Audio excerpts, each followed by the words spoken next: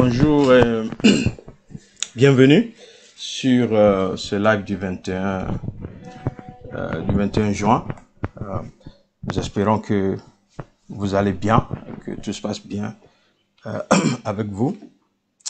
Et donc, nous allons, avant de commencer, passer un petit temps de prière. Donc, je peux demander à Caro de nous conduire.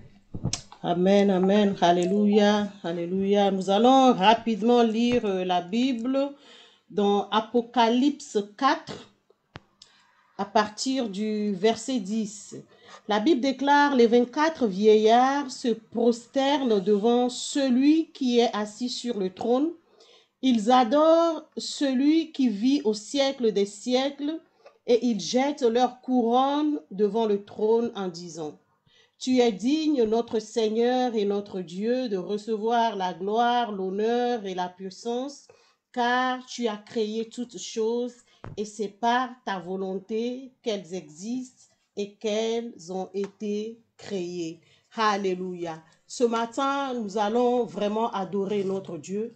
Nous allons honorer le Seigneur, celui qui est assis sur le trône, celui-là qui nous a donné tout. Nous allons vraiment honorer ce Dieu ce matin en lui disant merci pour tout ce qu'il a fait dans nos vies au nom puissant de Jésus. Et si vous êtes là avec moi ce matin, je prie vraiment qu'ensemble nous puissions vraiment bénir Dieu parce qu'il a été bon, il a été merveilleux à notre égard. Il a donné son Fils unique afin que toi et moi on soit sauvés, afin que toi et moi on puisse se tenir debout ce matin dans sa présence. Il nous a donné sa présence, il nous a donné son esprit et donc vraiment il est digne de recevoir nos louanges ce matin. Il est digne de recevoir notre adoration ce matin au nom puissant de Jésus. Alléluia, alléluia. Seigneur, mon Dieu, mon roi, nous voulons te bénir ce matin. Nous voulons te dire merci pour qui tu es, Seigneur, mon Dieu, mon roi. Nous voulons honorer l'agneau immolé dans ces lieux en disant gloire, gloire, gloire à l'agneau. Gloire à l'agneau de Dieu. Gloire à celui qui est assis sur le trône. Nous disons qu'il est le roi souverain, celui qui est digne d'être révéré. Ce matin, nous ne voulons pas rester dans ta présence indifférente, Seigneur. Nous voulons élever nos mains vers toi en signe d'adoration pour dire, Seigneur, que nous t'aimons, que nous t'élevons dans ces lieux, que toi seul, Seigneur, est digne d'être élevé au milieu de nous. Toi seul, Seigneur, est digne d'être élevé. Celui-là qui est digne d'ouvrir le livre de vie et d'en rompre les sceaux. C'est toi que nous adorons ce matin. Nous disons, oh Dieu, que nous t'adorons de tout notre cœur, de toute notre force, de toute notre âme, car toi seul en es digne au nom puissant de Jésus. Nous déclarons ce matin que par ton sang, Seigneur, nous sommes purifiés au nom de Jésus. Par sa mort, Seigneur, nous avons la vie au nom puissant de Jésus. Nous célébrons ton nom ce matin. Nous t'adorons, nous te magnifions au nom puissant de Jésus. Ce matin, Seigneur, nous voulons manifester notre reconnaissance, Seigneur. Nous voulons pousser des cris de joie vers toi. Nous voulons pousser des cris d'allégresse vers toi parce que tu es celui qui nous a gardés en vie. Tu es celui qui nous a protégés. Tu es celui qui nous a aimés d'un amour inconditionnel, d'un amour parfait, d'un amour éternel. Nous te bénissons ce matin. Nous t'élevons, Seigneur. Digne es-tu, Seigneur. Digne es-tu de recevoir notre adoration. Digne es-tu, Seigneur, de recevoir notre louange ce matin. À qui irions-nous si ce n'est toi, Seigneur? Nous déclarons ce matin que tu es notre force, notre lumière, notre chant. Tu es le chant que nous chantons ce matin. Tu es la raison pour laquelle nous vivons, Seigneur. Tu es le centre de nos vies, Seigneur. À qui irions-nous si ce n'est toi, Seigneur? Nous déclarons ce matin, Seigneur, que nos vies n'ont plus de sens sans toi, Seigneur. Reçois l'adoration qui t'est due, Seigneur. Tu es mon rempart, Seigneur, celui qui me protège. Tu es mon bouclier, Seigneur. Je te bénis ce matin. Je te donne toute la gloire. Oh Seigneur, reçois mes adorations ce matin. Alléluia. Reçois mes louanges ce matin. Merci de ce que, Seigneur, tu n'as pas permis, Seigneur, que je puisse mourir, Seigneur. Tu m'as délivré de la mort. Tu m'as délivré des liens. Et c'est pourquoi ce matin, je te bénis, je te loue, je te rends grâce. Reçois la gloire qui t'est due. Reçois l'honneur.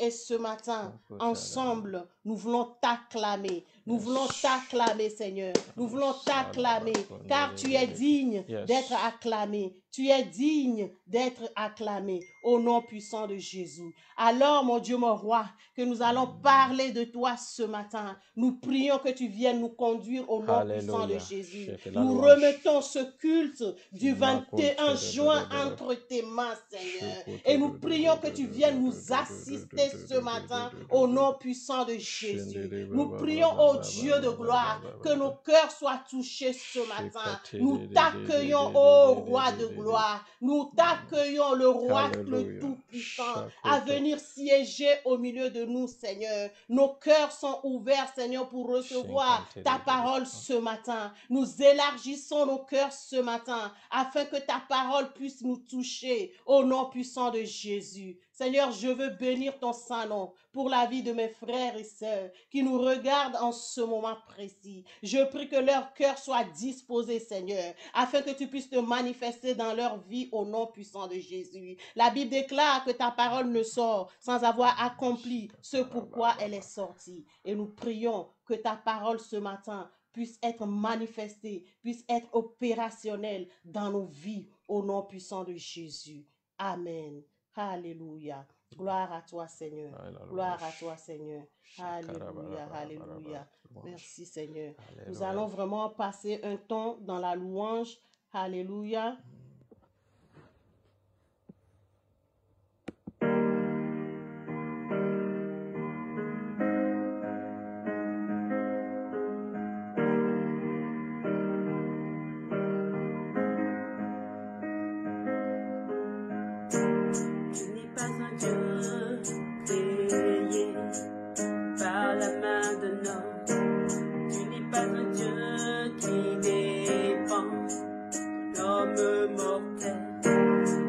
Pas besoin de nos dons, ni de nos offrandes, c'est ton plan, c'est ta volonté.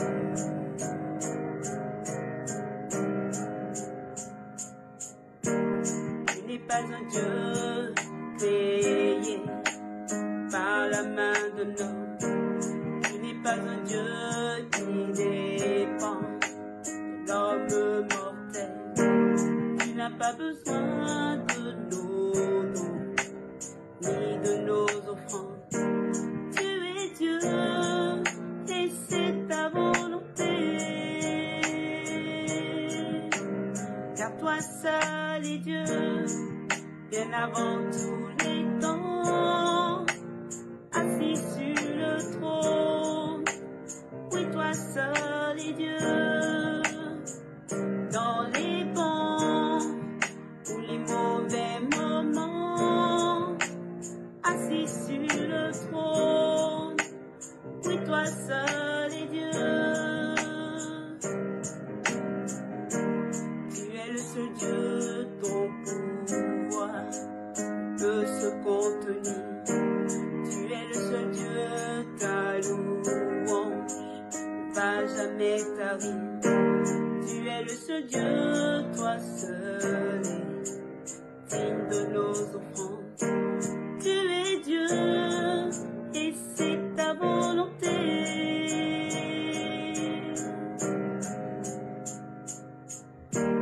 Tu es le seul Dieu, ton pouvoir peut se contenir.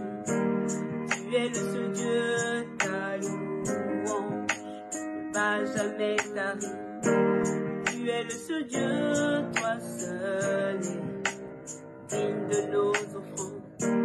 Tu es Dieu, et c'est ta volonté. Car toi seul est Dieu, bien avant tous les temps, assis sur le trône. Oui, toi seul est Dieu. Dans les bons ou les mauvais moments, assis sur le trône, oui, toi seul est Dieu. Tu es incomparable, inébranlable, admirable. Il s'agit de toi. Tu es incomparable, inébranlable, admirable. Il s'agit de toi, car toi seul est Dieu, bien avant tous les temps, assis sur le trône. Oui, toi seul est Dieu. Dans les bons ou les mauvais moments, assis sur le trône, oui, toi seul est Dieu. Tu es incomparable, inébranlable, admirable. Il s'agit de toi.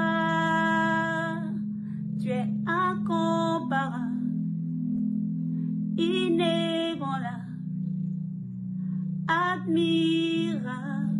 Il s'agit de toi.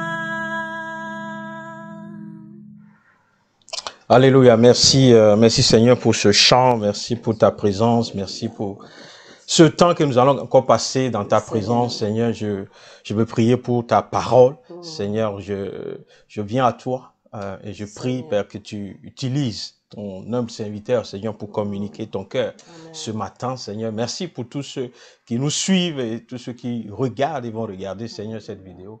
Ma prière, c'est que, Seigneur, tu dises quelque chose à travers ma vie, qui puisse toucher leur vie, qui puisse amener une restauration quelconque, qui puisse amener un encouragement quelconque, Seigneur, une réponse à une situation dans leur vie, parce que tu es le Dieu de toute réponse et de toute situation. Alléluia. Et donc, aujourd'hui, le titre de mon message, vous savez, aujourd'hui, c'est la journée des pères. C'est la journée des pères. Et donc, le titre de mon message, c'est tel père, tel père. OK? Je sais que, bon, d'habitude, on dit tel père, tel fils, mais le message d'aujourd'hui, c'est tel père, et vous comprendrez certainement pourquoi est-ce que Dieu nous conduit dans cette direction ce matin. OK. Et donc, on va démarrer. On va démarrer avec la parole. Regardez un peu avec moi rapidement dans Genèse chapitre 12. Genèse chapitre 12, le verset 2 au verset 3. Il dit, « Je ferai de toi une grande nation et je te bénirai. Je rendrai ton nom grand et tu seras une source de bénédiction. Je bénirai ceux qui te béniront et je maudirai ceux qui te maudiront. Et toutes les familles de la terre seront bénies en toi. » Alléluia. Je disais tantôt que c'est la journée des pères que nous sommes en train de célébrer. Quelqu'un me dira, oui, certainement, est-ce qu'il y a la journée des pères dans la parole de Dieu? Okay? Mais je réponds tout simplement que c'est une occasion pour nous de nous refocaliser sur le rôle de père. Vous voyez, souvent je dis aux gens qui me disent ça, ils disent, mais toi-même tu fêtes ton anniversaire. Est-ce que ton anniversaire se trouve dans la Bible? OK. Et donc, on va pas se focaliser sur ça, mais on va juste utiliser cette opportunité que Dieu nous donne pour nous refocaliser sur le rôle de père dont l'humanité a tellement besoin, parce que le monde, vous voyez, qui souffre de l'absence de père, et Dieu nous donne cette journée afin qu'on puisse regarder 2 ou 3 choses. Et je crois que par la grâce de Dieu, nous allons découvrir certaines choses. Et donc, j'ai lu Genèse chapitre 12 tout à l'heure pour nous montrer, voyez, le rôle du premier père de la foi. Ok, nous savons tous que Abraham est le père de la foi. C'est de lui que nous héritons. Ok, et donc le passage de Genèse 12:3, il nous dit, quand Dieu l'a appelé, Dieu lui a dit, je ferai de toi une grande nation, je te bénirai, je rendrai ton nom grand, tu seras une source de bénédiction. Je bénirai ceux qui te béniront, etc. Et donc, fondamentalement, un père, c'est un géniteur, c'est quelqu'un qui donne naissance à quelque chose. Vous voyez? Et donc, c'est quelqu'un que Dieu a pris, qui a donné la capacité d'emmener la multiplication. De faire en sorte que sa descendance se multiplie aussi, qu'il craigne Dieu. Parce qu'on verra que Abraham, vous voyez, c'est de génération après génération qu'il est arrivé à accomplir, vous voyez, ce que Dieu lui a demandé de faire. OK? Et donc, Dieu a promis aussi, vous voyez, de le rendre grand, car il doit être une source de bénédiction pour les autres. Amen. Donc, une source de bénédiction pour les nations, mais une source de bénédiction pour ses enfants aussi, pour sa descendance. Et donc, il y a ces points-là qu'on ne doit pas perdre de vue. Un père est appelé pour la multiplication.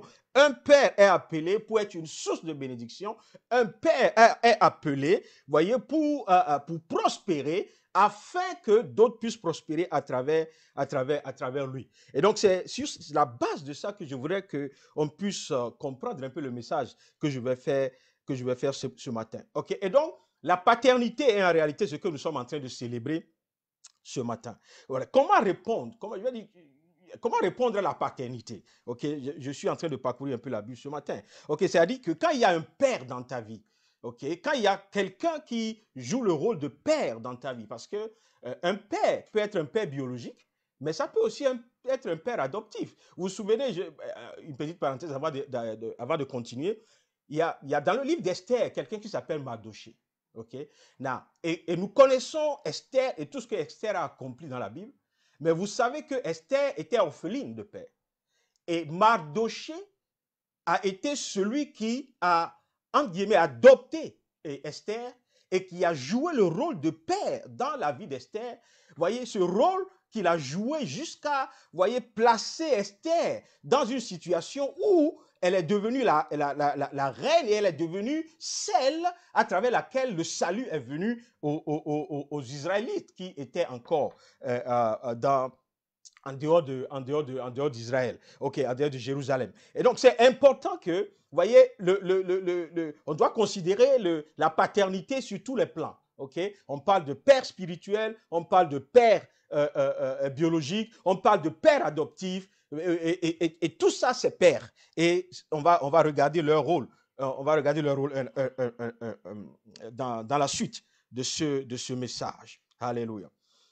Et donc, ma question était, s'il y a un père dans ta vie, comment est-ce que tu réponds à ce? Comment est-ce que tu agis vis-à-vis de ce père? OK? Vous savez, Exode chapitre 20. Exode chapitre 20, le verset 12. Il dit, honore ton père et ta mère, afin que tes jours se prolongent dans le pays que l'Éternel, ton Dieu, te donne. OK? Et donc, la vérité, c'est que, bon, ceci est valable pour les mères aussi. Mais aujourd'hui, on est en train de parler des pères. OK? La Bible est claire en disant que, vous voyez, c'est un commandement que Dieu donne à chacun, c'est que nous devons honorer nos pères. Alléluia. Et donc, ceux qui, vous avez encore vos pères avec vous, vous avez des pères, que ce soit adoptifs, que ce soit des pères, comment dire, biologiques, ou bien même des pères spirituels. Vous voyez, l'occasion vous est donnée d'honorer vos pères. OK, prenez ce jour, le jour d'aujourd'hui, voyez, pour faire un acte. C'est-à-dire qu'en réalité, tu dois honorer ton père tous les jours de la vie. Et je sais que beaucoup, sinon nous tous, nous le faisons. Okay? Mais j'aimerais qu'en ce jour spécial de la fête des pères, que tu fasses un acte pour honorer ton père. Même si c'est une parole que tu lui dis, quelque chose. Honore ton père. Ce serait vraiment pour toi une source de bénédiction. Alléluia. Il dit, ce que Dieu a adressé après les premiers commandements, qui parle de Dieu. Quand vous prenez les 10 commandements, Dieu a d'abord parlé de la relation avec lui et tout ça. Et puis, il est arrivé à ce commandement, je crois que c'est le 4e, où il parle maintenant de ce que nous devons honorer nos parents. Donc, c'est quelque chose qui est très important pour Dieu. Les parents, vous voyez, honorer son père est suivi de promesses. Vous voyez, c'est un des commandements qui est suivi de promesses. C'est-à-dire, quand tu honores ton père, il dit, tes jours seront prolongés. En réalité, quand tes jours sont prolongés, ça veut dire aussi que, vous voyez, tes jours sont bénis. Parce que Dieu ne prolonge pas tes jours pour que tu marches dans la souffrance, tu marches dans le manque. Mais tes jours sont prolongés, mais en même temps, vous voyez, tu as l'abondance, tu as la sécurité, tu as tout ce qu'il faut afin de pouvoir avoir des jours heureux. Okay? Des jours, de longs jours, mais des jours heureux. Alléluia. Et donc, c'est aussi l'opportunité pour nous, mes frères, pour ceux, par exemple, au milieu de nous, qui ont des difficultés avec leurs parents, des difficultés de connecter avec leurs parents, même des disputes, hein, des situations où ils ne sont plus vraiment connectés à leurs parents, ils ne parlent même pas, il y a des gens qui ne parlent même pas à leur père, et toutes ces choses, vous voyez, c'est aujourd'hui l'opportunité pour toi de revenir à Dieu et demander à l'Esprit de t'aider à pouvoir te réconcilier avec ton père. Pourquoi? Parce que c'est ce que Dieu veut. Il veut que tu honores ton père, mais aussi parce qu'il y a une promesse, voyez, de bénédiction qui suit. OK? Et donc, honorer son père est suivi donc de la promesse de l'ange. Marquer son respect, sa considération, écouter, rendre hommage, donner de l'estime. Voilà comment on doit répondre à un père qui est dans nos vies. Respecte ton père. Voyez, considère-le, écoute-le. Rends-lui hommage, voyez, donne de l'estime, donne de l'estime à ton père.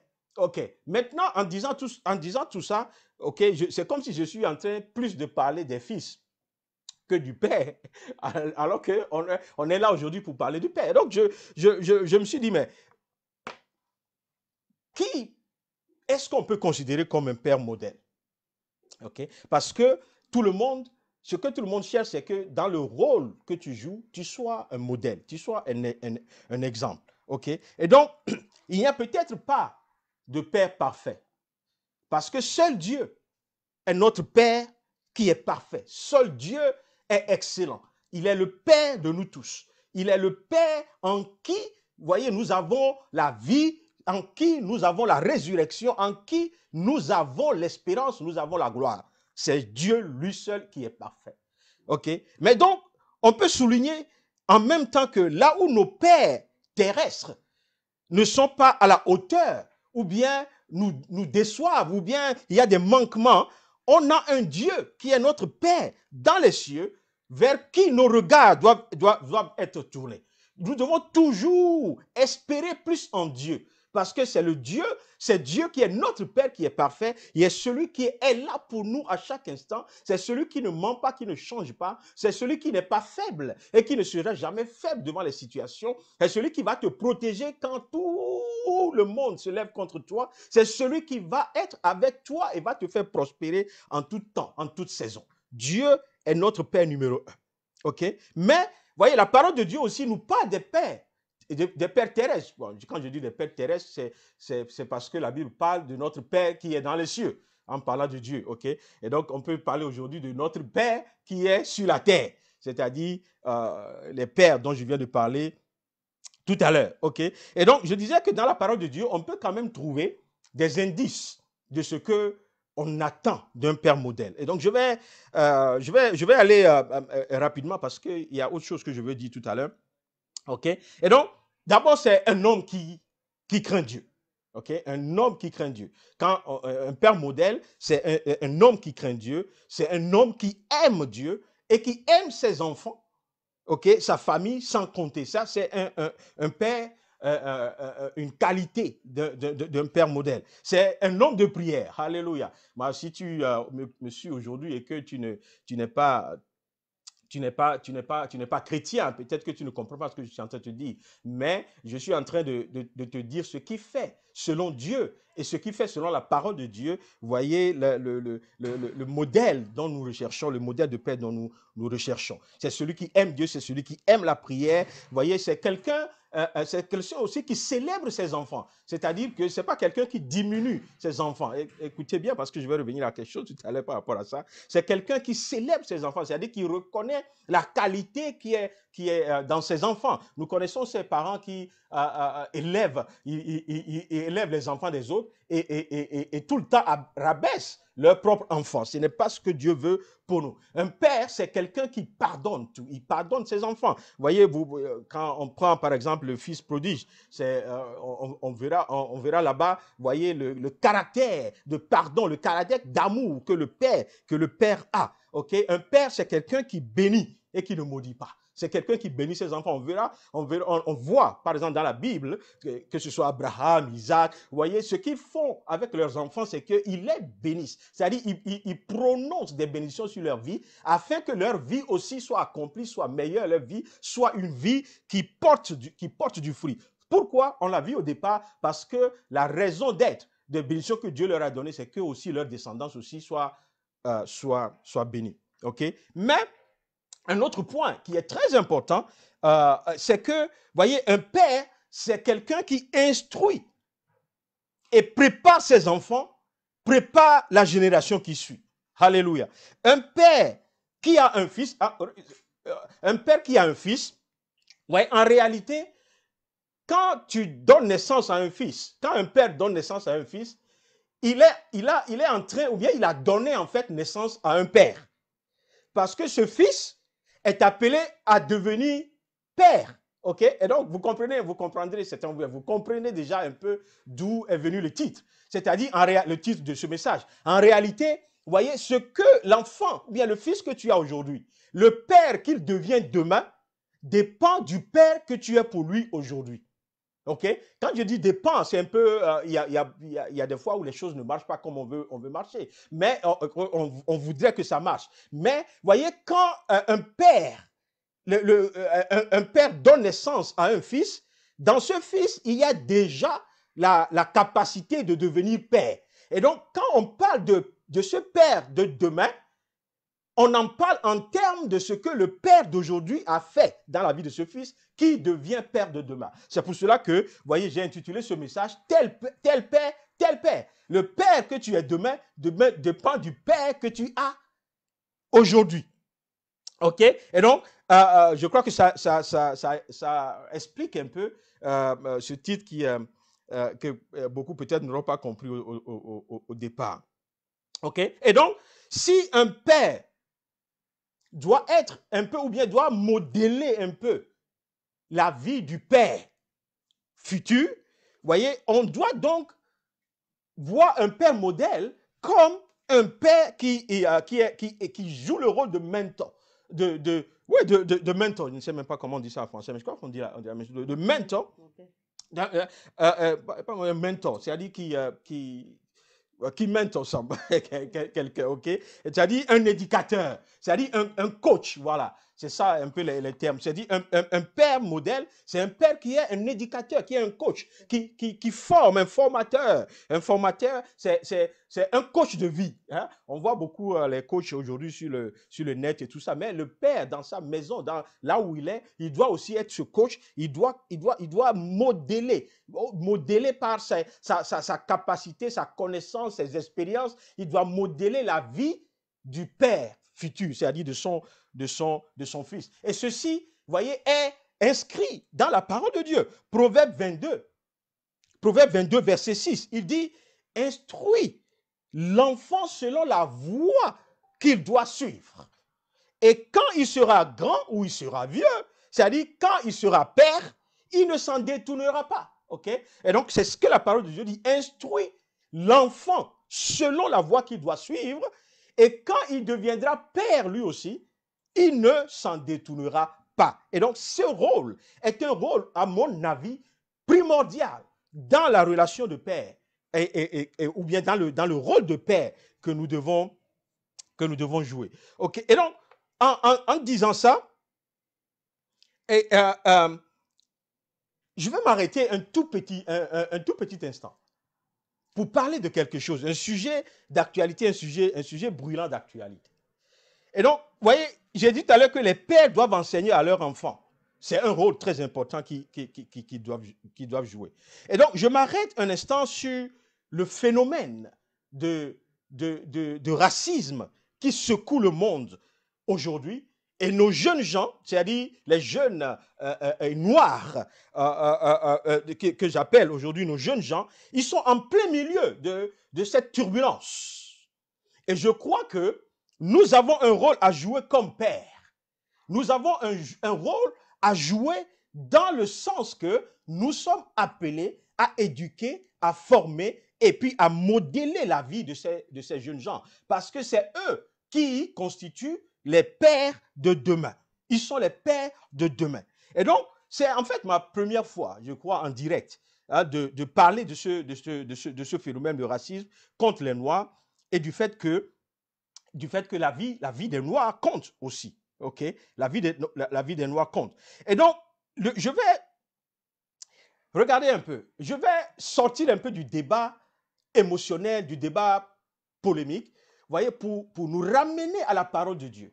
Parce que la seule parole qui nous gouverne, c'est la parole de Dieu. OK? Et donc, sur cette base, je peux déclarer ce matin que ceux qui sont racistes, ce sont des gens qui sont en fait ignorants de la parole de Dieu, ignorants du Dieu qui a créé les cieux et la terre. Ils sont ignorants de ce pourquoi Dieu a créé le monde. OK?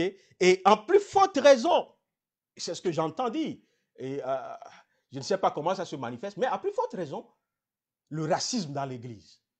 Quelqu'un qui est dans l'Église et qui est raciste, alléluia, quelqu'un qui est dans l'Église qui est raciste, voyez, je ne sais pas, on prie vraiment que la conviction du Saint-Esprit de Dieu se saisisse de cette personne et l'amène à la repentance. Parce que la repentance est la voie d'or que Dieu utilise pour racheter ceux qui ont péché. Est-ce que vous m'écoutez un peu? OK. Et donc, c'est important que si il y a des voix racistes dans l'Église, voyez, Dieu, l'Esprit de Dieu amènera ces choses à être dévoilées. Parce que là où se trouve le péché, Dieu agira toujours pour que les choses soient corrigées. Parce que, voyez, le racisme est une injustice. Et la Bible dit, Dieu est un Dieu de justice. Dieu n'aime pas l'injustice. Et donc, Dieu n'aime pas le racisme. La Bible dit, voyez, il n'y a plus ni juif, ni grec. Vous voyez, il n'y a plus ni homme, ni femme. En tout cas, devant Dieu, nous sommes tous un. Il n'y a ni noir, ni blanc. Nous sommes les mêmes. Est-ce que vous comprenez un peu? Et donc, c'est grave que, voyez, on puisse retrouver un racisme dans le monde et à plus forte raison dans l'Église de Dieu. Alléluia. Et donc, nous tous qui sommes chrétiens, nous avons un même Père. Voilà un peu la révélation aujourd'hui pour les racistes qui sont dans l'Église. La Bible dit que, et je l'ai dit tantôt, que nous avons un seul Père qui est dans les cieux, et c'est Dieu, celui qui a créé les cieux et la terre.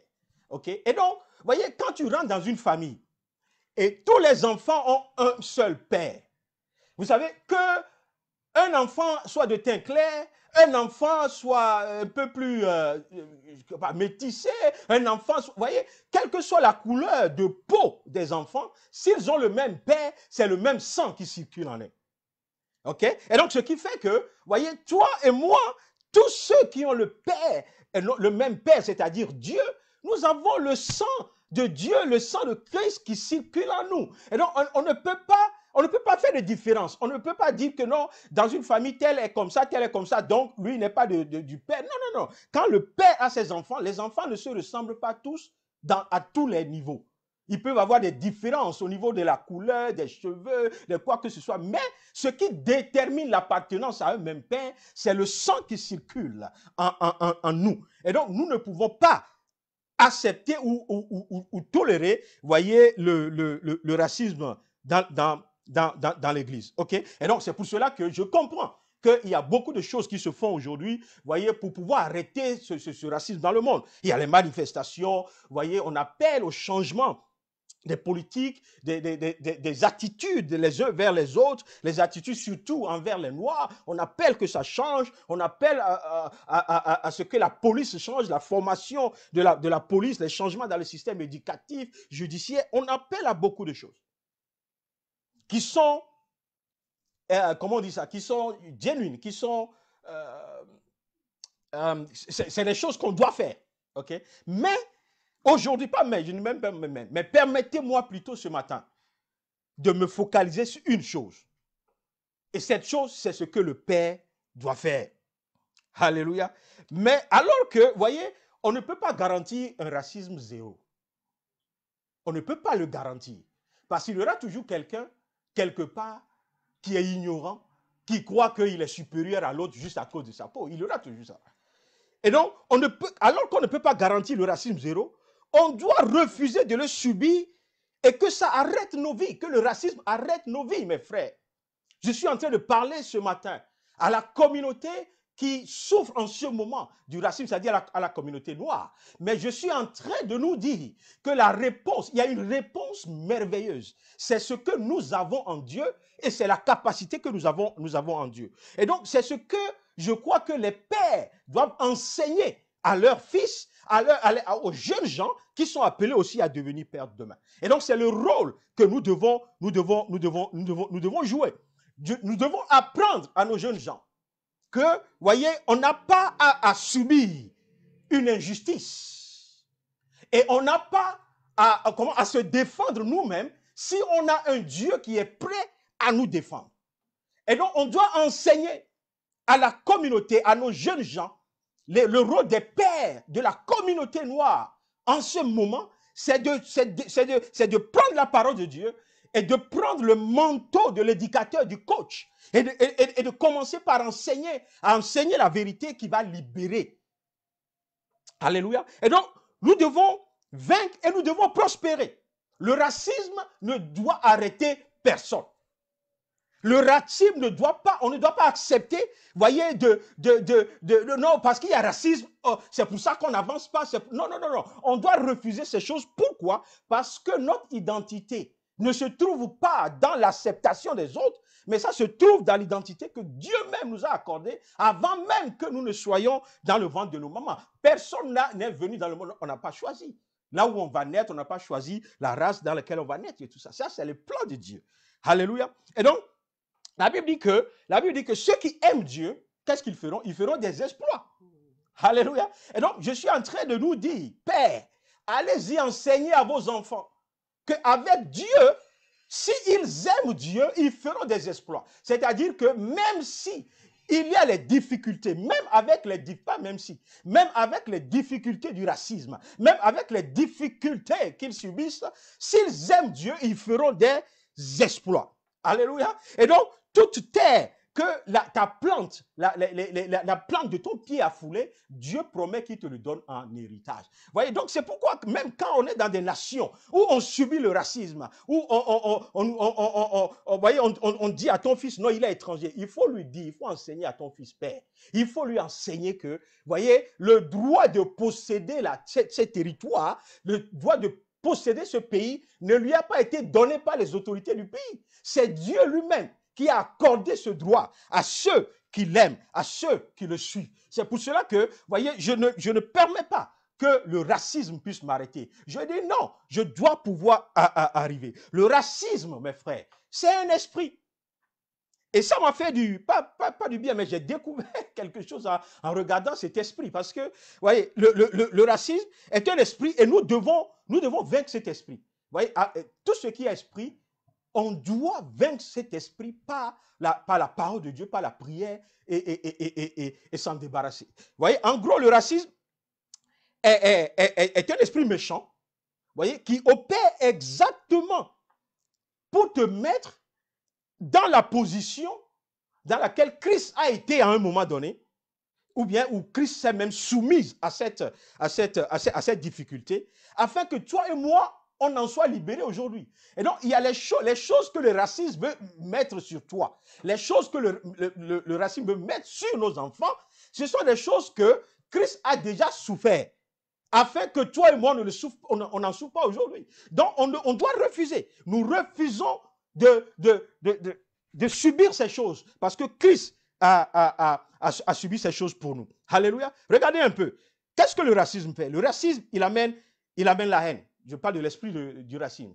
L'esprit du racisme amène la haine, la destruction, la division. Vous voyez, les blessures, les souffrances. Alors que Christ a pris nos maladies à la croix et les souffrances à la croix et nous a donné sa restauration.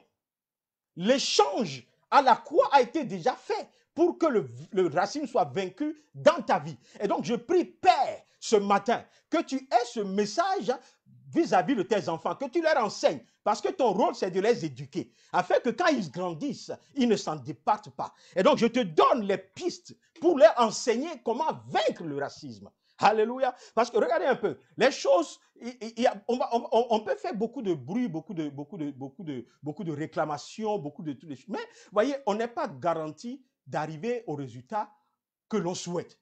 Si Dieu ne rentre pas en action, c'est pour cela qu'on ne peut pas laisser Dieu à côté et dire non, non, on va combattre notre propre combat. On va se défendre nous-mêmes. Non, il faut engager l'Éternel dans le combat. Il faut rappeler à l'esprit de racisme que tu as été déjà vaincu à la croix. OK? Et donc, comment je vais terminer cette liste rapidement. Donc, ça amène les blessures, ça amène l'injustice. OK? Et Christ a subi l'injustice afin que nous soyons justifiés. L'esprit de racisme amène la mort. Et on l'a vu. Et donc, Christ a pris notre mort à la croix, afin que toi et moi, on puisse partager sa vie. Les châtiments, nous savons que par ses meurtrissures, par les châtiments qu'il a subis, nous avons été guéris. Notre âme est guérie, notre émotion est guérie. Je vais venir à ça tout à l'heure. La pauvreté, le racisme amène la pauvreté. On dit, ah ouais, c'est à cause du racisme que tel est pauvre, que telle population n'avance pas. Oui, mais il y a quelqu'un qui s'est fait pauvre à la croix, afin que toi et moi, on puisse partager, qu'on soit riche, on devienne riche. La honte, c'est ça le racisme. Le racisme veut amener la honte sur les gens. Il veut te dire, non, tu es d'une race inférieure. Il veut te dire que tu n'as pas la capacité de faire tel. Mais là, encore une fois, à la croix de Golgotha, Christ a pris ma honte. Tu vois, afin que je puisse partager sa gloire. Donc, ce que je sais et ce que je déclare et ce pourquoi je vis, c'est d'arriver à manifester la gloire de Dieu. Ce n'est pas de subir, vous voyez, la honte que les gens veulent me mettre sur moi. Non, je refuse. Ils peuvent penser, ils peuvent décider en eux-mêmes qu'ils sont en train de considérer ta race comme une race inférieure. Mais comme toi, tu connais d'où tu viens, ta vraie origine. Vous voyez, ce que tu cherches, c'est de manifester la gloire de Dieu. Le racisme amène le rejet. Il amène le rejet, ok? Et donc, on dit, ah, ils ont rejeté, tu vas dans tels endroits, ils te rejettent, ils ne veulent pas t'accepter à l'école, ils ne veulent pas t'accepter ici, tout ça. Ça, c'est le racisme, ok? Mais le rejet a été pris à la croix, mes frères. Le rejet a été pris à la croix pour que nous ayons l'acceptation du Père. Et donc, tu es accepté. Quand quelqu'un dit, il te rejette, toi, tu es accepté par Dieu. Et donc, c'est pour cela qu'on retourne toujours vers Dieu pour que Dieu fasse notre combat. Je vais terminer avec ce point. Le racisme, ça amène la malédiction. Ça amène la malédiction. C'est pour cela que la race noire, souvent, vous voyez, dans des discussions, on se pose la question, mais est-ce que c'est parce qu'on est maudit? Vous comprenez un peu? Même dans cette malédiction, il y a quelqu'un qui est déjà intervenu et qui a enlevé cette malédiction. C'est Jésus lui-même. OK? Et donc, ma solution pour les pères qui m'écoutent, c'est que enseigner les pères pour vaincre le racisme. C'est-à-dire, quand maintenant je parle de père, je parle de nos fils qui vont devenir pères. Il faut leur enseigner comment vaincre le racisme. Alléluia. Regardez un peu. Soyez un peu serein ce matin. Je suis en train de parler comme père à mes fils, à mes enfants. Et tu vois, tu peux gagner, et ce que je vous dis, je le dis à mes enfants, à mes propres fils biologiques. Tu peux gagner beaucoup de respect pour toi et ta communauté parce que par les choses que tu accomplis. Les choses que tu accomplis dans ta vie parlent pour toi. Alléluia. Vous savez, tu peux le faire à travers l'éducation, la connaissance, le courage, la vision que tu as, la planification, toutes ces choses. OK? Je ne suis pas expert dans tous ces domaines, mais ce que je sais, regardez un peu, je vais peut-être un petit exemple. Nous tous, nous savons que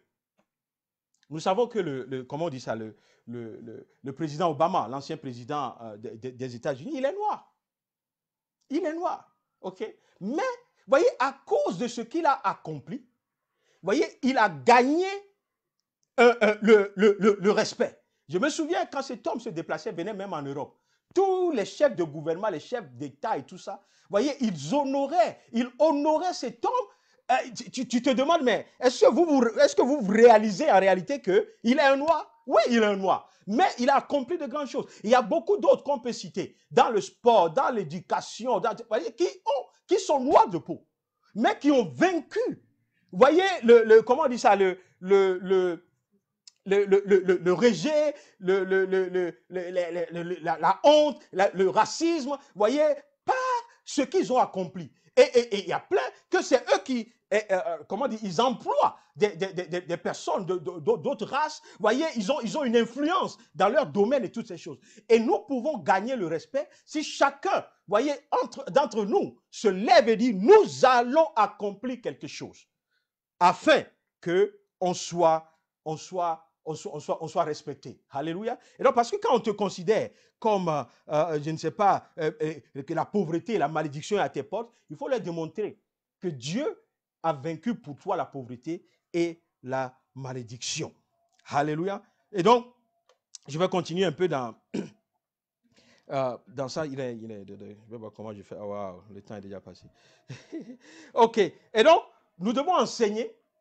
Les pères que nous sommes, nous devons enseigner à nos fils, vous voyez, de se débarrasser des stéréotypes, vous voyez, et commencer par gagner le respect à travers la réussite. Il y a eu cet homme, comment il s'appelle, Kobe Bryant, qui est décédé il n'y a pas longtemps, et on a vu, vous voyez, plus que le monde entier était en pleurs à cause d'un seul homme qui est noir. Amen. Un jour, j'étais à O2 à Greenwich. Et puis, à ce jour-là, Michelle Obama, qui est noir, avait écrit un livre et il devait venir présenter ou signer le livre quelque part là-bas. Et donc, moi, je ne savais pas, enfin, on ne savait pas quand on était parti là-bas que c'est elle qui venait. Mais la foule qui était en rang dans O2, alors que la salle dans laquelle ça va se passer n'était pas encore ouverte. Et la foule, c'était, vous voyez, je veux dire, c'était overwhelming en majorité des Blancs. Des gens de la race blanche. Et donc, avant que nous, on réalise en fait que ce n'était pas quelqu'un qui venait chanter, mais c'était Michelle Obama qui venait. Et donc, c'est pour ça que des personnes d'autres races se sont alignées depuis le matin, attendant que ça s'ouvre. Vous voyez, et ça, est-ce que, comment dit ça, on ne voit pas que par ce qu'elle a accompli, elle a pu faire taire les vindicatifs. Les gens, vous voyez, il y aura toujours, comme je l'ai dit, il y a toujours des gens qui vont toujours dire des choses et toutes ces choses. Mais tu verras que, vous voyez, plus tu actives quelque chose, la gloire de Dieu va se manifester en toi et les situations vont commencer par changer autour de nous. Et c'est ce que nous devons enseigner à nos enfants, que nous devons changer nos communautés. Pas ce que nous faisons, pas par nos réactions, mais pas ce que nous faisons. Pas comment est-ce que nous avançons dans ce monde. Et il y a beaucoup qui arrivent. Il y a des études qui ont été faites en Amérique qui ont prouvé que, vous voyez, dans les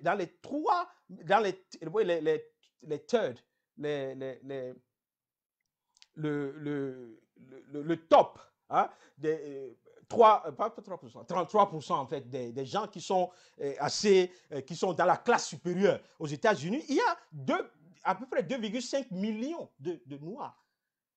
Et ils arrivent à percer.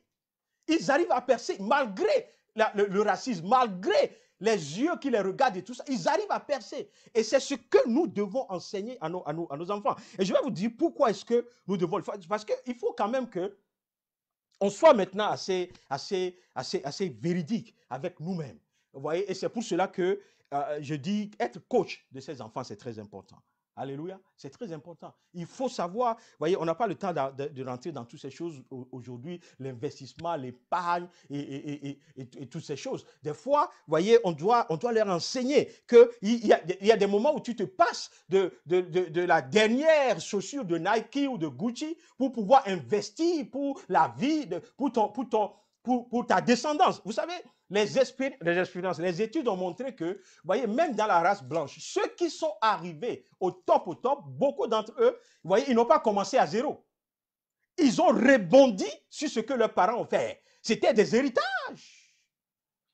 Et c'est ce que nous voyons aussi avec Abraham, Isaac et Jacob. C'est biblique. Et donc, on ne doit pas vivre notre vie. Il faut enseigner à nos frères que, vous voyez, c'est notre rôle de père. Il faut leur enseigner que nous devons penser aussi à cet héritage sur lequel nos enfants vont bondir pour pouvoir avoir de multiplication et avancer. Je vais terminer avec ce passage qui est très important pour moi quand je l'ai lu. Regardez Ésaïe 45. Ésaïe 45, le verset 1 au verset 3. Alléluia. Il dit, ainsi parle l'Éternel à son oint, à Cyrus.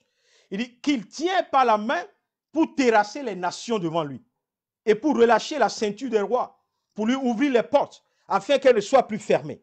Je marcherai devant toi, j'aplanirai les chemins montueux, je romprai les portes d'airain, je briserai les verrous de fer, je te donnerai des trésors cachés, des richesses enfouies, afin que tu saches que je suis l'Éternel qui t'appelle par ton nom. Je crois que quelqu'un me suit aujourd'hui et a la foi à la parole de Dieu.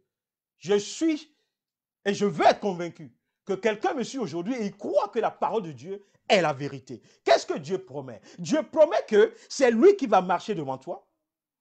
Dieu promet que les chemins seront aplanis devant toi. Alléluia. Donc, on peut te placer des pièges, on peut te placer on peut te faire des crocs en jambes, quoi que ce soit. Vous voyez, le racisme et tout ça. La promesse de Dieu, c'est qu'il va aplanir ces chemins.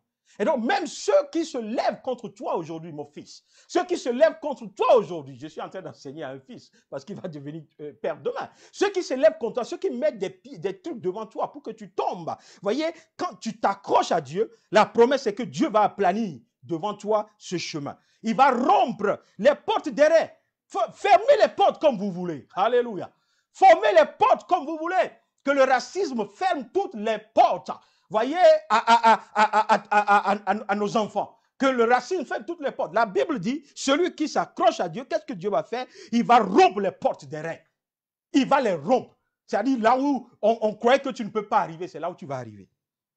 Et Dieu dit, je vais briser les verrous de fer. Je ne vais plus passer du temps dessus à cause du temps. Mais les verrous, ce qui a verroué ta bénédiction, qui a verroué ton avancement, qui a verroué ta prospérité, qui a verroué ton identité, qui a verroué ta sensibilité, quoi que ce soit, Dieu promet qu'il va briser les verrous de fer. Et maintenant, il ajoute, je te donnerai des trésors cachés, des richesses enfouies. Il y a quelque chose pour toi, mon frère. Il y a une richesse pour toi. Il y a un trésor qui est encore caché. Alléluia. Et c'est l'Éternel qui t'appelle par ton nom. Voilà, Père, ce que vous devez enseigner à vos fils pour vaincre le racisme.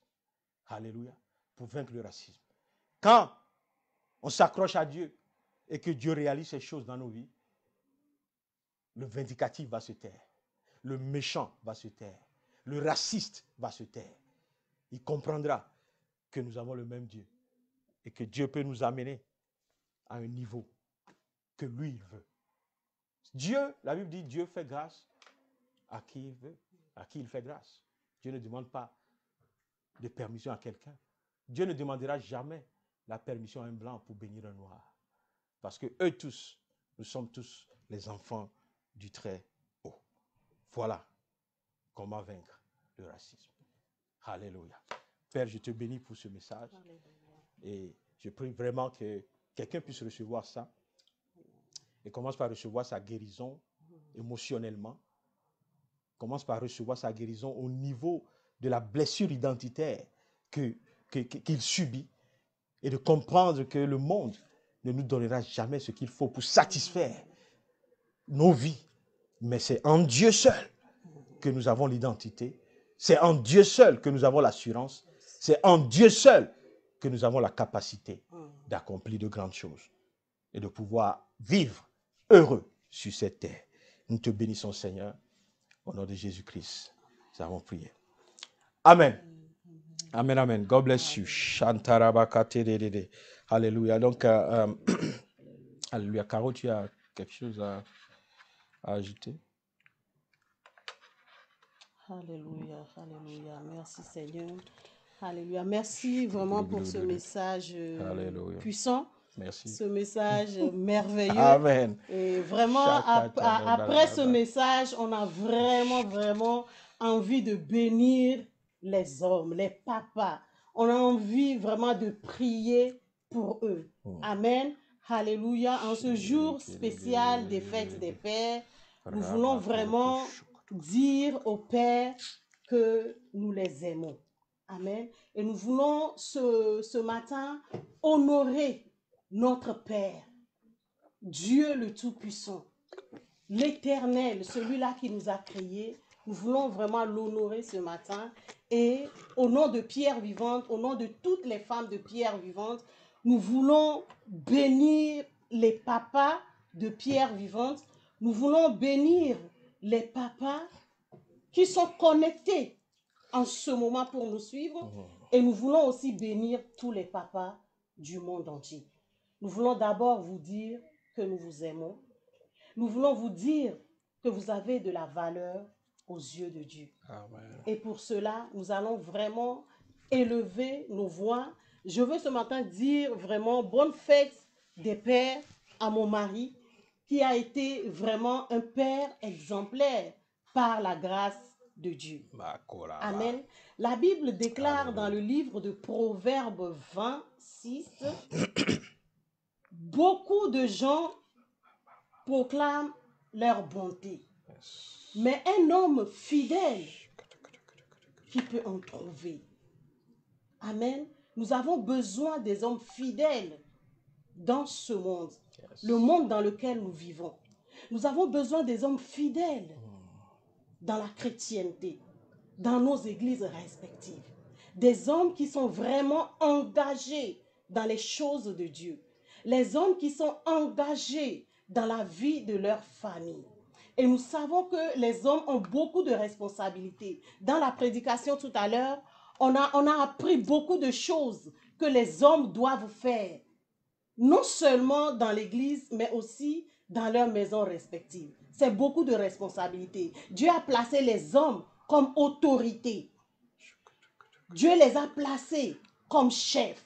Ils ont beaucoup de responsabilités sur eux. Et donc, la seule chose qui peut les aider, la seule chose qui peut les amener à vraiment jouer leur rôle de père, c'est la grâce de Dieu. Et donc, ce matin, je prie que toutes les femmes se joignent à moi et on va prier pour les hommes. On va dire, Seigneur, ta grâce. Seigneur, ta grâce. Ces hommes, nos papas, nos pères, nos maris, ils ont besoin de ta grâce pour pouvoir gérer les responsabilités que tu leur confies. Ils ont besoin de la grâce pour enseigner la parole de Dieu à leurs enfants. Ils ont besoin de la grâce de Dieu pour pouvoir éduquer leurs enfants. Ils ont besoin de la grâce de Dieu pour être ces formateurs dont le pasteur a parlé tout à l'heure. Ils ont besoin de la grâce de Dieu pour être des modèles pour leurs enfants au nom puissant de Jésus. Alléluia. Éternel, mon Dieu, mon roi, je veux te bénir ce matin. Je te loue parce que tu es mon Père. Merci, Seigneur, de m'avoir adopté, Seigneur, en tant que fille du royaume. Je veux élever, Seigneur, mon Dieu, mon roi, mes voix ce matin, en signe d'adoration de ce que tu as été et tu es un bon Père pour moi. Celui-là qui m'a protégé, celui-là qui m'a gardé. Seigneur, nous voulons bénir ton saint nom aussi pour tous les pères du monde entier, Seigneur, que toi tu as protégé, tu as gardé jusque-là, Seigneur. Je prie que ta grâce, Seigneur, soutienne tous les pères de Pierre Vivante, soutienne tous les pères qui sont connectés en ce moment précis, soutienne tous les pères du monde entier, Seigneur, au nom de Jésus. Je prie que tu leur donnes une grâce spéciale de pouvoir éduquer leurs enfants au nom puissant de Jésus, afin que ces enfants grandissent dans la sagesse au nom puissant de Jésus. Donne-leur, Seigneur, mon Dieu, mon roi, la grâce d'être ces modèles, Seigneur, mon Dieu, mon roi, dont nous avons appris tout à l'heure au nom puissant de Jésus. Nous prions, ô Dieu de gloire, que tu puisses aider ces pères, Seigneur, à t'aimer de tout leur cœur, Seigneur, afin de pouvoir transférer ce même amour à leurs enfants, Seigneur, qui sera pour eux un héritage au nom puissant de Jésus. Éternel, mon Dieu, mon roi, je prie que dans les jours à venir, Seigneur, tu puisses les attirer plus à toi, Seigneur, afin qu'ils puissent, Seigneur, entendre ta voix, Seigneur.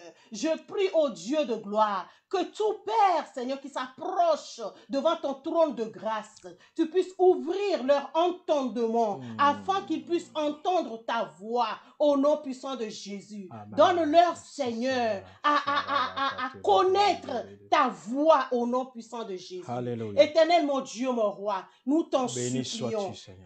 Aide, Seigneur, tous les papas du monde. Aide-les, Seigneur.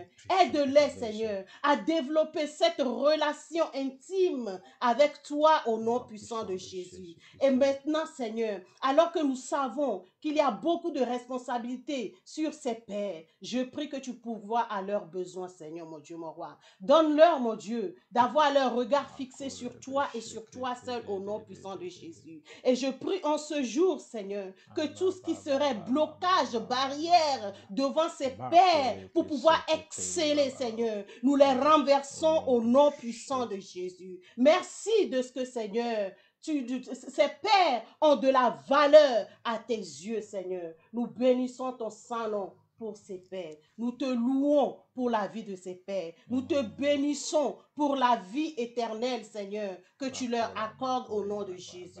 Et ceux-là, Seigneur, qui ne te connaissent pas encore comme leur Seigneur et leur Sauveur, je prie, Seigneur, que tu puisses les attirer à toi, Seigneur, qu'ils puissent faire une rencontre spéciale, Seigneur, avec toi, Seigneur, afin qu'ils puissent donner leur vie totalement et complètement à toi. Nous te bénissons, Seigneur. Nous te donnons toute la gloire. Nous t'acclamons ce matin, Yes, Seigneur, Lord. parce que tu es Dieu, tu es merveilleux. Yes. Tu es assis sur le Sur le trône. louange, Tu ne nous le gloire et abandonnes tout ça, au jamais, nom de Seigneur. Jésus-Christ. Tu pourvois à nos Le besoins, temps Seigneur, passera, au nom de Bakatara. Jésus. Alléluia. Gloire à toi, Seigneur. Gloire à toi. Gloire à toi, Seigneur.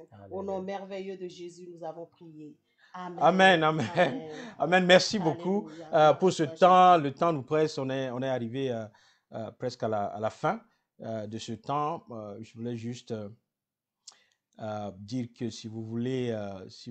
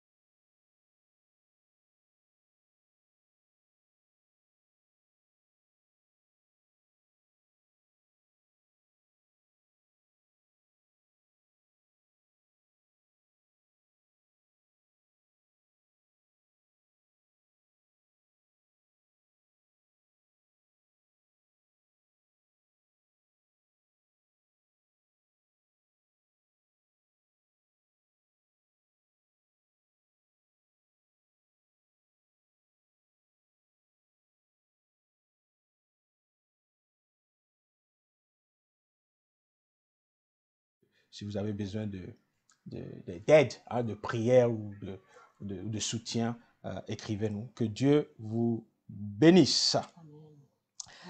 Amen. Amen. Amen. Nous vous aimons.